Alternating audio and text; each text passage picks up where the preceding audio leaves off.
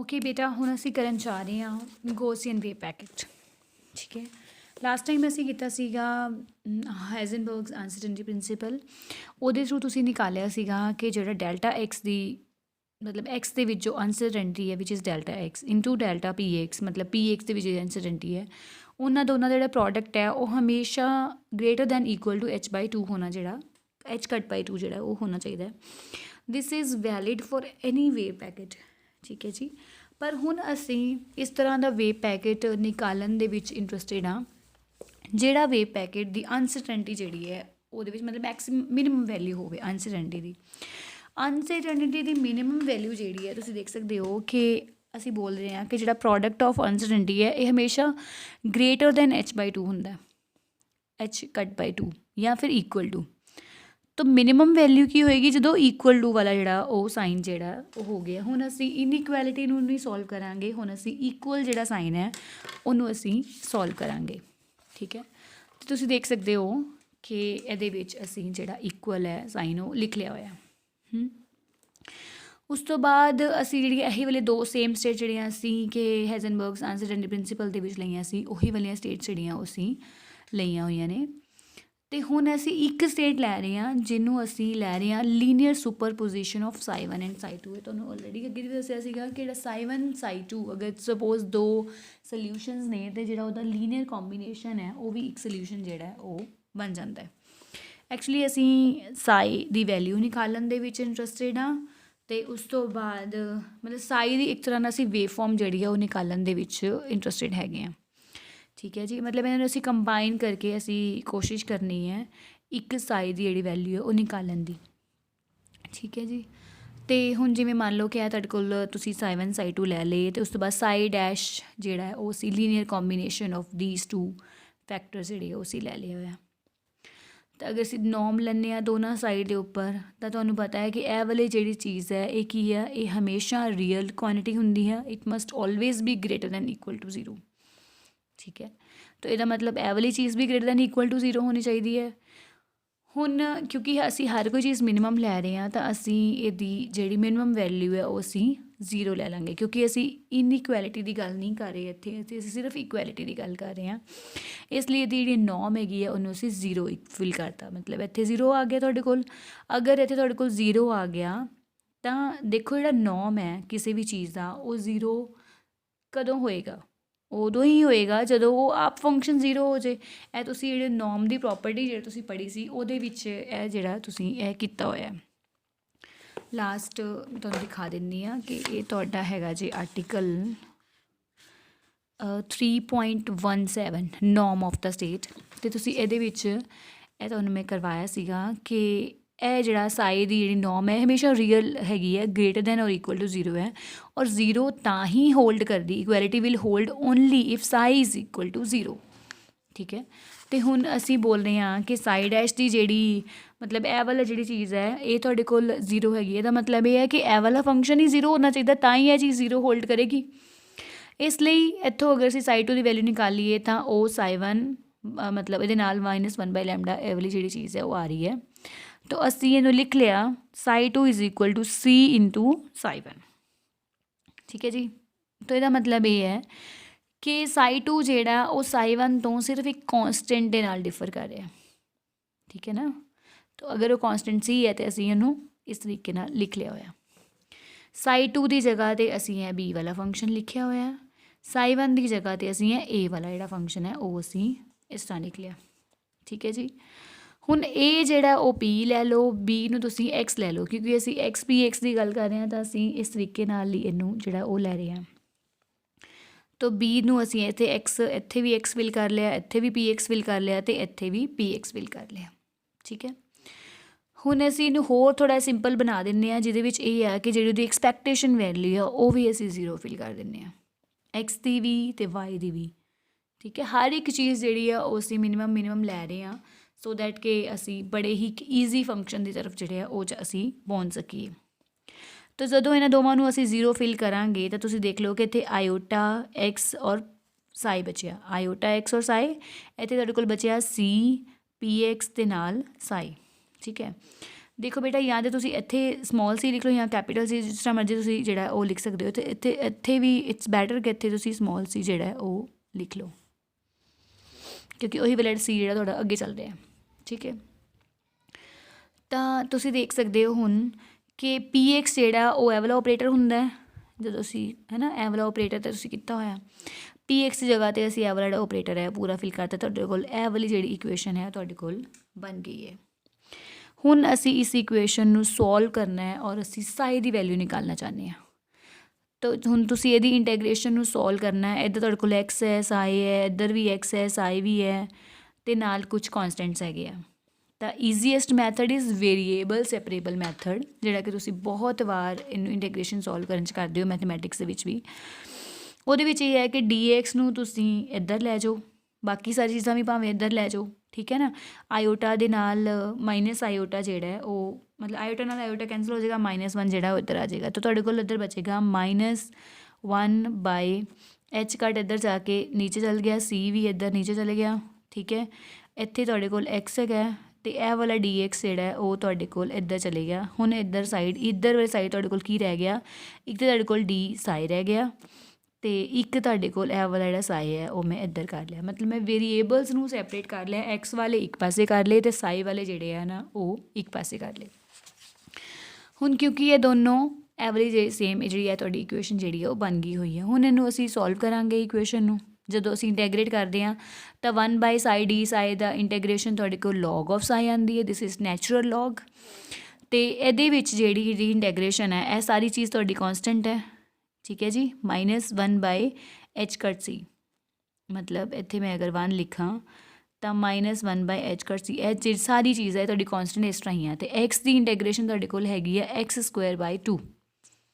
ਠੀਕ ਹੈ, ਅਤੇ ਉਹਦੇ ਨਾਲ ਕੁਛ constant plus some constant d ਵਿਚ is the constant of integration. ਅਗਰ ਹੁਣ ਇੱਧਰ ਸਾਈਡ 'ਤੇ log ਹੈ, ਅਗਰ ਇਹਨੂੰ ਤੁਸੀਂ ਸੋਲਵ ਕਰਨਾ ਹੈ ਤਾਂ ਇੱਧਰ ਸਾਈਡ 'ਤੇ ਤੁਹਾਨੂੰ e⁻² ਲੈਣੀ ਪਏਗੀ, ਕਿਉਂਕਿ ਇੱਧਰ ਨੈਚੁਰਲ log ਹੈ, e ਵਾਲਾ log ਹੈ, ਅਤੇ ਇੱਧਰ e⁻² ਆ ਗਈ ਤੁਹਾਡੇ ਕੋਲ। ਹੁਣ e ਦੀ ਪਾਵਰ ਦੇ ਵਿੱਚ ਦਿਸ ਪਲੱਸ ਇਹ ਚੀਜ਼ ਹੈਗੀ ਹੈ। ਹੁਣ ਅਗਰ ਇਹਨਾਂ ਦੋਵਾਂ ਨੂੰ ਅਲੱਗ-ਅਲੱਗ ਕਰਾਂਗੇ ਤਾਂ ਇੱਥੇ ਨਾਲ ਮਲਟੀਪਲੀਕੇਸ਼ਨ ਵਾਲਾ ਸਾਈਨ ਆ ਜਾਏਗਾ, e⁻d ਆ ਜਾਏਗੀ।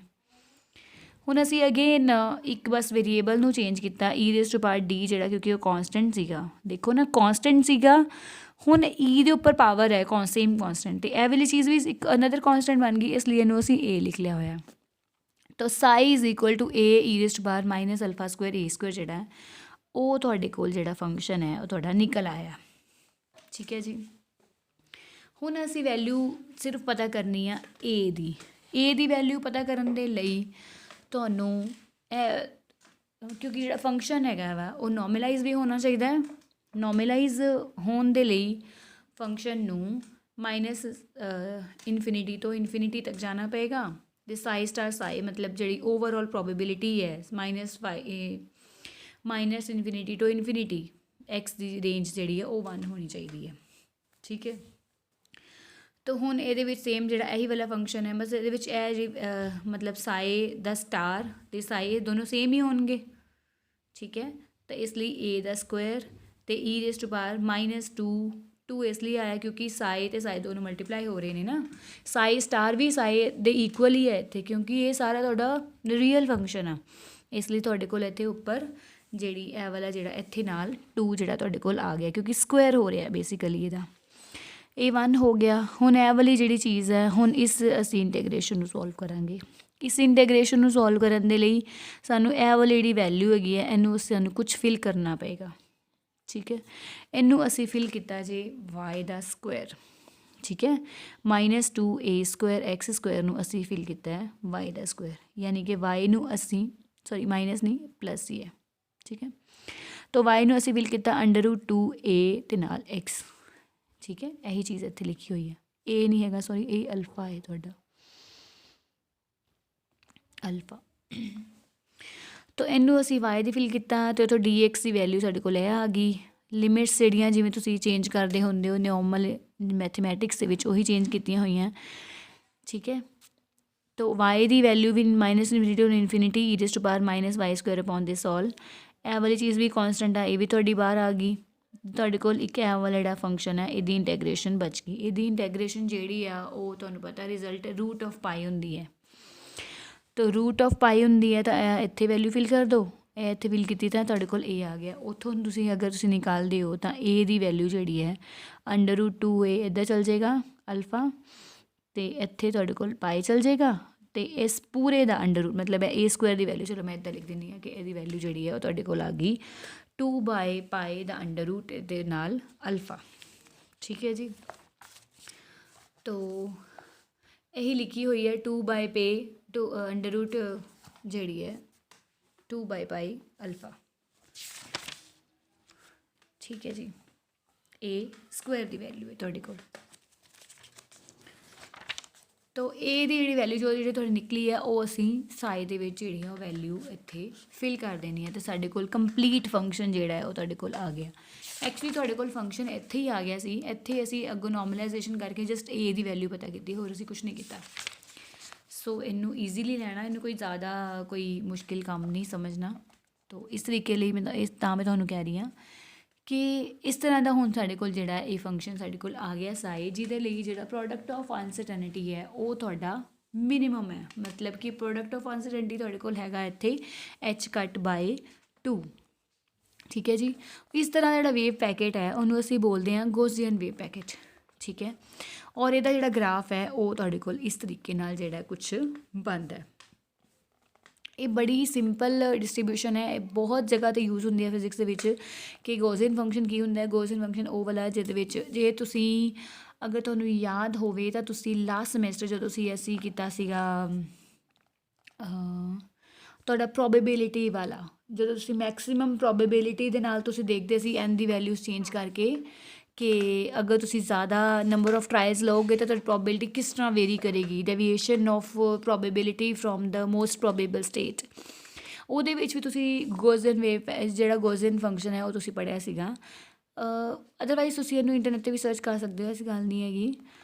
ਹੁਣ ਤੁਸੀਂ ਦੇਖ ਸਕਦੇ ਹੋ ਕਿ ਇਹ ਜਿਹੜਾ ਗ੍ਰਾਫ ਹੈ ਇਹ ਜਿਹੜਾ ਤੁਹਾਡਾ ਗੌਸੀਅਨ ਵੇਵ ਪੈਕੇਟ ਦਾ ਗ੍ਰਾਫ ਹੈ।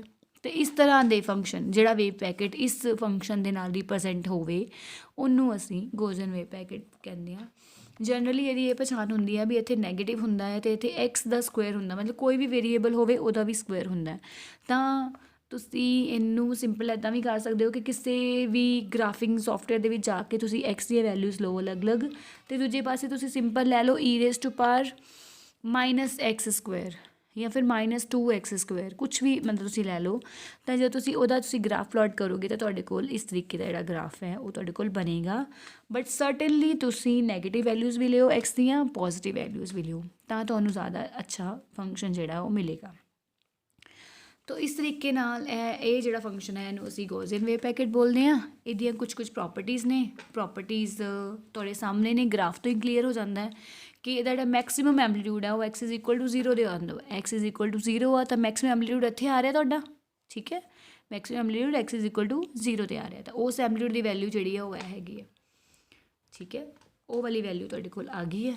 ਹੁਣ ਜਿਹੜਾ ਐਂਪਲੀਟਿਊਡ ਹੈ ਉਹ 1/e ਵੈਲਿਊ 'ਤੇ ਜਿਹੜਾ ਉਹ ਡਰੋਪ ਹੋ ਜਾਂਦਾ ਜਦੋਂ ਇਹਦੀ ਮੈਕਸੀਮਮ ਵੈਲਿਊਜ਼ ਪੁਆਇੰਟ x ±1/α। ਹੁਣ ਅਗਰ x ਦੀ ਵੈਲਿਊ ਅਸੀਂ ਅਲਫਾ ਲੈ ਲਈਏ 1/α, ਠੀਕ ਹੈ ਨਾ, ਤਾਂ x² ਦੀ ਵੈਲਿਊ 1/α² ਹੋ ਜਾਏਗੀ।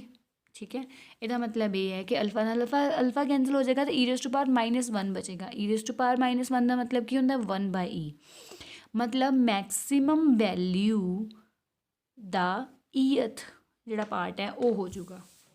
ਠੀਕ ਹੈ ਨਾ, ਚਲੋ ਮੈਂ ਤੁਹਾਨੂੰ ਇੱਥੇ ਇੱਕ ਵਾਰ ਮੈਂ ਇਹਦੇ 'ਤੇ ਕਰ ਦਿੰਦੀ ਹਾਂ, ਤੁਹਾਨੂੰ ਈਜ਼ੀ ਰਹੇਗਾ। ਤੁਹਾਡੇ ਕੋਲ ਸਾਈ ਦੀ ਵੈਲਿਊ ਆ ਰਹੀ ਹੈ 2α² ਅਤੇ ਨਾਲ ਹੈਗਾ ਜੇ 1/4 e⁻⁻α², ਨਾਲ ਹੈਗਾ ਹੈ x²। ਅਤੇ ਹੁਣ ਮੈਂ ਤੁਹਾਨੂੰ ਕਹਿ ਰਹੀ ਹਾਂ ਕਿ ਜਿਹੜਾ x² ਹੈਗਾ ਹੈ ਉਹ ਤੁਹਾਡਾ ਮਤਲਬ x ਦੀ ਵੈਲਿਊ ਤੁਸੀਂ ਫਿਲ ਕਰਨੀ ਹੈ 1/α। 1/α ਫਿਲ ਕਰੋਗੇ ਤਾਂ x² ਦੀ ਵੈਲਿਊ ਆ ਜਾਏਗੀ 1/α²। ਠੀਕ ਹੈ, ਤਾਂ ਇਹ ਤੁਹਾਡੇ ਕੋਲ ਇਹ ਸਾਰੀ ਵੈਲਿਊ 2α² 1/4 ਅਤੇ ਇਹਦੇ ਨਾਲ ਆਏਗੀ e⁻⁻1। ਹੁਣ ਜਿਹੜਾ e⁻⁻1 ਹੈ ਇਹਨੂੰ ਤੁਸੀਂ ਲਿਖ ਸਕਦੇ ਹੋ 2α² 1/4 ਡਿਵਾਈਡਿਡ ਬਾਈ e। ਠੀਕ ਹੈ ਨਾ, ਮੈਕਸੀਮਮ ਵੈਲਿਊ ਇਹਦੀ ਆ ਸੀਗੀ, ਮੈਕਸੀਮਮ ਵੈਲਿਊ ਦਾ 1/e ਪਾਰਟ ਹੋ ਜਾਂਦਾ ਹੈ ਉਦੋਂ ਜਦੋਂ x ਦੀ ਵੈਲਿਊ ਹੁੰਦੀ ਹੈ +-1/α। ਠੀਕ ਹੈ, ਇਹੀ ਚੀਜ਼ ਤੁਹਾਡੇ ਦੱਸਿਆ ਹੋਇਆ ਇੱਥੇ ਕਿ ਐਂਪਲੀਟਿਊਡ ਜਿਹੜਾ ਉਹ 1/eth ਆਫ ਮੈਕਸਿਮਮ ਵੈਲਿਊ ਹੋ ਜਾਂਦਾ ਜਦੋਂ x = 1/α ਹੁੰਦਾ। ਇਸ ਤੋਂ ਇਲਾਵਾ ਇਹ ਹੈਗਾ ਕਿ ਜਿੰਨਾ ਜ਼ਿਆਦਾ ਲਾਰਜ ਹੋਊਗਾ ਅਲਫਾ ਉਨਾ ਉਹਦਾ ਐਂਪਲੀਟਿਊਡ ਵੀ ਹਾਇਰ ਹੋਏਗਾ, ਠੀਕ ਹੈ, ਕਿਉਂਕਿ ਐਂਪਲੀਟਿਊਡ ਜਿਹੜਾ ਉਹ ਡਾਇਰੈਕਟ ਤੁਹਾਡੇ ਅਲਫਾ 'ਤੇ ਡਿਪੈਂਡ ਕਰ ਰਿਹਾ, ਤਾਂ ਜਿੰਨਾ ਜ਼ਿਆਦਾ ਅਲਫਾ ਓਨਾ ਜ਼ਿਆਦਾ ਐਂਪਲੀਟਿਊਡ, ਠੀਕ ਹੈ। ਅਤੇ ਇੱਧਰ ਵੀ 1/α, ਇੱਧਰ ਵੀ 1/α, ਅਤੇ ਇਹ ਵਾਲਾ ਡਿਸਟੈਂਸ ਜਿਹੜਾ ਉਹ ਕੀ ਹੋ ਜਾਏਗਾ 2/α। ਅਤੇ ਡਿਸਟੈਂਸ ਹੈ ਇੱਕ ਤਰ੍ਹਾਂ ਨਾਲ width of the wave packet major ਕਰਦਾ। ਤੁਸੀਂ ਕਾਫੀ ਵਾਰ ਅਸੀਂ ਕੀਤਾ ਸੀਗਾ half full width at half maximum ਵਗੈਰਾ, ਬੜੇ ਸਾਰੇ ਅਸੀਂ ਪੈਰਾਮੀਟਰਸ ਕੀਤੇ ਸੀਗੇ, ਤਾਂ ਉਹਨਾਂ ਦੇ ਵਿੱਚ ਤੁਸੀਂ ਦੇਖਦੇ ਸੀਗੇ ਕਿ ਕਿਉਂਕਿ ਅਗਰ ਇਹ ਚੀਜ਼ ਲਾਰਜ ਹੋਏਗੀ ਤਾਂ ਵਿਡਥ ਉਹਦੀ ਜ਼ਿਆਦਾ ਹੋ ਜਾਏਗੀ, ਅਗਰ ਇਹ ਚੀਜ਼ ਘੱਟ ਹੋਏਗੀ ਤਾਂ ਵਿਡਥ ਉਨੀ ਜ਼ਿਆਦਾ, ਮਤਲਬ ਉਹਦੇ ਦਾ ਸ਼ਾਰਪ ਉਨੀ ਜ਼ਿਆਦਾ ਤੁਹਾਡੀ ਜਿਹੜੀ ਸ਼ਾਰਪ ਕਰਵ ਹੋਏਗੀ, ਮਤਲਬ ਉਹ ਤੁਹਾਡਾ ਇਸ ਤਰੀਕੇ ਨਾਲ ਆਏਗੀ, ਠੀਕ ਹੈ ਨਾ। ਹੁਣ ਜਿਵੇਂ ਕਹਿ ਲਓ ਕਿ ਮੈਂ ਇੱਥੇ 2 ਫੰਕਸ਼ਨ ਤੁਹਾਡੇ ਬਣਾ ਦੇਵਾਂ, ਇੱਕ ਤੁਹਾਡਾ ਮੈਂ ਫੰਕਸ਼ਨ ਇਹ ਵਾਲਾ ਬਣਾ ਤਾ, ਦੂਜਾ ਮੈਂ ਤੁਹਾਡੇ ਕੋਲ ਫੰਕਸ਼ਨ ਇਹ ਵਾਲਾ ਕੁਛ ਇਸ ਤਰ੍ਹਾਂ ਬਣਾ ਰਹੀ ਹਾਂ। ਹੁਣ ਇਹਦੀ ਇਹ ਵਾਲੀ ਵਿਡਥ ਘੱਟ ਹੈ, ਇਹ ਵਾਲੀ ਵਿਡਥ ਜ਼ਿਆਦਾ, ਠੀਕ ਹੈ। ਇਹ ਵੀ -1/α, ਇਹ ਤੁਹਾਡਾ 1/α, ਇੱਥੇ ਵੀ ਤੁਹਾਡਾ -1/α ਹੈ ਅਤੇ ਇੱਥੇ ਤੁਹਾਡਾ 1/α। ਸੋਰੀ, ਇਹ 0 ਨਾਲ ਨਹੀਂ ਮੈਚ ਕਰਨੇ, ਇਹ ਥੋੜ੍ਹੀ ਥੱਲੇ ਲਾਈਨ ਬਣਾਉਣੀ ਚਾਹੀਦੀ ਸੀ, ਠੀਕ ਹੈ ਨਾ, ਇਸ ਤਰ੍ਹਾਂ ਹੈਗਾ। ਤੋ ਇਹ ਜਿਹੜੀ ਵਿਡਥ ਹੈਗੀ ਹੈ ਮਤਲਬ -1/α ਤੋਂ 1/α ਤੱਕ, ਇਹਨੂੰ ਕਿੱਦਾਂ ਲਿਖਾਂਗੇ 1/α -1/α, ਤੋ ਇੱਥੇ ਆ ਗਿਆ 2/α। ਇਹ ਜਿਹੜੀ ਵਿਡਥ ਹੈਗੀ ਹੈ ਇਹ ਤੁਹਾਡੀ ਜਿਹੜੀ ਹੈ ਉਹ ਦੱਸਦੀ ਹੈ ਕਿ ਕਿੰਨੀ ਕੁ ਜ਼ਿਆਦਾ ਇਹਦੀ ਵਿਡਥ ਹੈ। ਇਹਦਾ ਮਤਲਬ ਇਹ ਹੈ ਕਿ the width of the curve which gives an uncertainty in the position of the particle, ਜਦੋਂ ਅਲਫਾ 0 ਨੂੰ ਅਪਰੋਚ ਕਰੇਗੀ, ਜਦੋਂ ਅਲਫਾ 0 ਨੂੰ ਅਪਰੋਚ ਕਰੇਗੀ ਤਾਂ ਵੇਵ ਪੈਕੇਟ ਜਿਹੜਾ ਉਹ ਬਿਲਕੁਲ ਹੀ ਫਲੈਟ ਹੋ ਜਾਏਗਾ, ਮਤਲਬ ਉਹਦੀ ਵਿਡਥ ਰਹੇਗੀ ਹੀ ਨਹੀਂ, ਠੀਕ ਹੈ ਜੀ। ਇਸ ਤੋਂ ਬਾਅਦ ਉਸ ਤੋਂ ਬਾਅਦ ਇਹ ਲਾਸਟ ਚੀਜ਼ ਤਾਂ ਚਲੋ ਉਹਦੀ ਡੈਫੀਨੇਸ਼ਨ ਹੀ ਹੈ ਕਿ ਗੋਜ਼ਨ ਵੇਵ ਪੈਕੇਟ ਉਹ ਰਿਪਰੈਜ਼ੈਂਟ ਉਸ ਪਾਰਟੀਕਲ ਨੂੰ ਰਿਪਰੈਜ਼ੈਂਟ ਕਰਦਾ ਹੈ ਜਿਹਦੀ uncertainty product in position and momentum ਜਿਹੜੀ ਹੈ ਉਹਦੀ ਮਿਨੀਮਮ ਵੈਲਿਊ ਹੈ। So that's all about the Gaussian wave package. Next time ਜਿਹੜਾ ਉਹ ਅਸੀਂ ਕਰਾਂਗੇ ਅਰਨਫੈਸਟ ਥਿਓਰਮ।